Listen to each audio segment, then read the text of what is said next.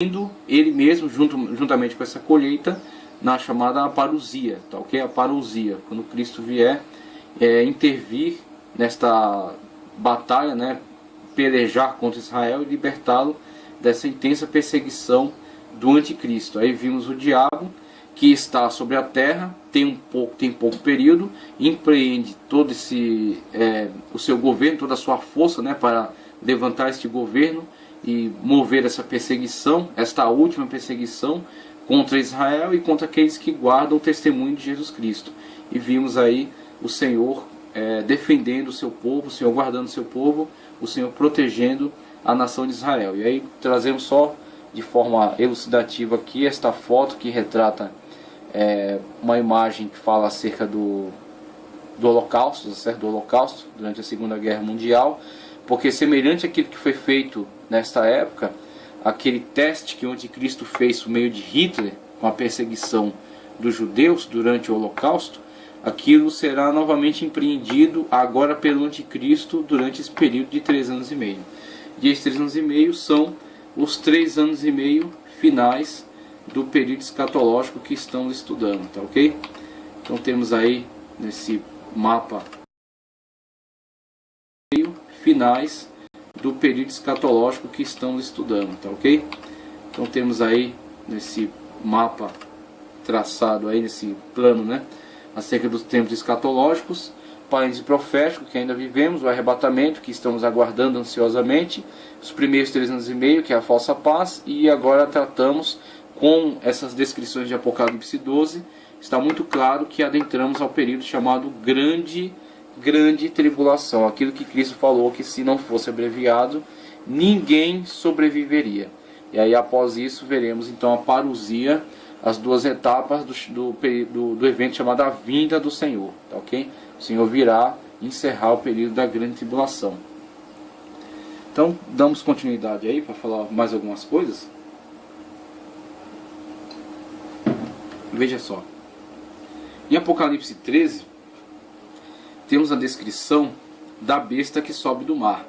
E aí temos uma ligação muito forte entre a descrição de João no Apocalipse da besta que sobe do mar e da descrição que Daniel já havia feito com a visão, primeiro, o sonho de Nabucodonosor com relação à estátua, tá ok? A estátua que tinha aqueles metais diferenciados, a cabeça de ouro, os braços, peito e braços de prata, ventre de bronze, pernas de ferro e pés de ferro e barro. Tá ok? Temos aí a visão, o sonho de Nabucodonosor com relação à estátua, a visão que Deus deu a Daniel com relação aos 4 animais, e aí após isso, aquilo que está relacionado, que é um pouco diferente, mas está intimamente relacionado. A visão que é dada a João acerca da besta que sobe do mar.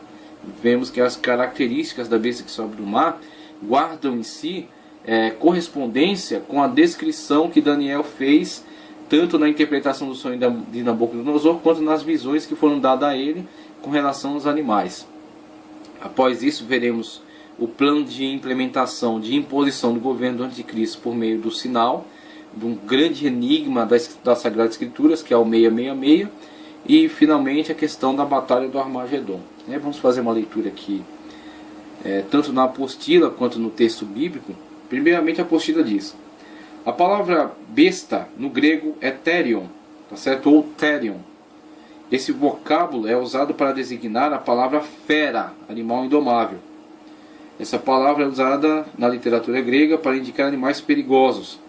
A palavra besta era utilizada para indicar seres animalescos de natureza sobrenatural. Na literatura antiga se usava essa palavra referindo-se a um dragão monstruoso. Usava-se também para indicar indivíduos de natureza brutal. A besta é o próprio anticristo. O que resta saber é qual das duas, se a que emerge do mar ou a que emerge da terra. Apocalipse 13, 1 a 11 estão descritas então essas feras, que são descritas como uma besta, a besta que sobe da terra, a besta que sobe do mar, e os diferentes papéis que desempenham no plano escatológico. A besta que emerge da terra. Os intérpretes divergem sobre o fato de saber se o anticristo será a besta que sai da terra, Apocalipse 13, 11, ou a besta que sai do mar, Apocalipse 13, 1. Alguns entendem que a besta que sai da terra será para o anticristo que João Batista foi para Cristo, tendo em vista que o diabo tem procurado imitar a Deus em tudo, claro que sempre invertendo as coisas. Alguns expositores argumentam que assim como João Batista veio como precursor do Cristo, a besta que emerge da terra também virá como precursor da que emerge do mar, sendo que a segunda besta é o próprio anticristo. Sendo assim, a besta que sai da terra seria o falso profeta, o qual se servirá de ajudante do anticristo, que nesse caso seria a besta que emerge do mar. Satanás ofereceu a Cristo os reinos deste mundo, Mateus 4:8, mas o Senhor repeliu essa oferta, segundo as condições de Satanás. Esse mesmo oferecimento será feito ao anticristo. Assim sendo, somente a besta saída do mar tem estatura suficiente para ser a figura universal para cumprir o papel previsto para o anticristo com seu reino universal de maldade e apostasia. Apocalipse 19:19. Alguns intérpretes entendem que a terra de onde a segunda besta sairá é uma referência à terra de Israel. Acredita-se que dali sairá o falso profeta, a besta que sai da terra, e também o anticristo, a besta que sai do mar, isto é, das nações. A ideia de que o anticristo será um judeu é coerente porque ele fará um pacto com os judeus por 7 anos, como já foi visto, pois os judeus não crerão em nenhum Messias que não seja também um judeu. Veja só a abordagem que o teólogo aqui dá acerca da descrição que João faz das duas bestas, a que emerge da terra e a que emerge do mar. E é interessante fazermos a leitura então de Apocalipse 13 e ver essas descrições tal qual são apontadas por João no seu texto. Veja, Apocalipse 13:1. E eu pus-me sobre a areia do mar e vi subir do mar uma besta que tinha 7 cabeças e 10 chifres. Novamente a questão da abordagem tal qual foi feita já no capítulo 12. 7 cabeças e 10 chifres, e sobre os seus chifres 10 diademas, e sobre as suas cabeças nomes de blasfêmia. Vemos tanto na besta, na abordagem da meretriz que está sobre a besta, ela carrega nomes de blasfêmia. Também vemos aqui a atitude da besta que sobe do mar, ela porta também em si nomes de blasfêmia, a atitude de agressão, de violência, de blasfêmia contra Deus, contra Todo-Poderoso. E lembrando-se, recordando-se sempre daquilo que João fala nas suas cartas agora, vemos que João nos dá um aviso muito claro de que há o anticristo e há os anticristos, tá, ok? Temos anticristos atuando na atualidade, estão preparando o governo que será assumido pela besta que sobe, o anticristo, o iníquo, que ainda é barrado pela ação poderosa do Espírito Santo sobre a terra, tá, ok? Então, quer dizer, esses anticristos, eles carregam a mesma atitude com relação a Deus, atitude de blasfêmia. Vemos em muitos governos, e não interessa que tipo de governo, se comunista, se capitalista, se liberal, tá certo? Não interessa que tipo de governo, vemos em muitos governos a atitude de blasfêmia contra o Todo-Poderoso. Em muitos governos, em muitas instituições, em muitas filosofias, e muitos pensadores, a atitude de blasfêmia contra o Todo-Poderoso, desrespeito contra Deus.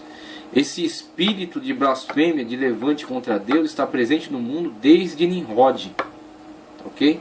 Desde Nimrod, desde a Torre de Babel, quando organizaram toda a sociedade num plano organizacional humano que se opunha a Deus, se colocava contra Deus, tá certo? Que mostrava que não precisava de Deus e que não tinha que obedecer às suas ordens, as ordens de se espalhar pela terra e povoar a terra após o dilúvio. Eles se reuniram num só lugar, tentando substituir a Deus, estar no lugar de Deus, colocar o homem no lugar de Deus. É uma prévia do antropomorfismo, do antropocentrismo, okay? Do homem no centro de tudo. E aí vimos que ao longo da história, mesmo tendo sido combatido por aquela ação do Todo-Poderoso, né, para que a sociedade humana não se destruísse com pouco tempo, então o Todo-Poderoso interveio, confundiu as línguas, as nações se separaram, se espalharam pela terra, mas de tempos em tempos surgem anticristos que levantam a mesma proposta, rebelião contra o Todo-Poderoso. E aí vemos multiformas pelas quais ele age, pelas quais ele propõe esse tipo de atitude, esse tipo de ação. Não precisamos de Deus